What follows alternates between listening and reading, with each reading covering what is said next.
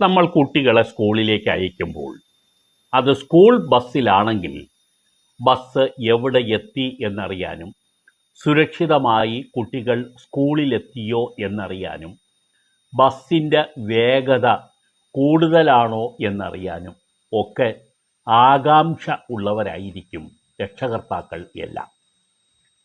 ഇപ്പോൾ നമ്മുടെ സംസ്ഥാനത്തെ വാഹന ഗതാഗത വകുപ്പ് ഒരു പുതിയ മൊബൈൽ ആപ്പ് ആവിഷ്കരിച്ചിരിക്കുകയാണ്.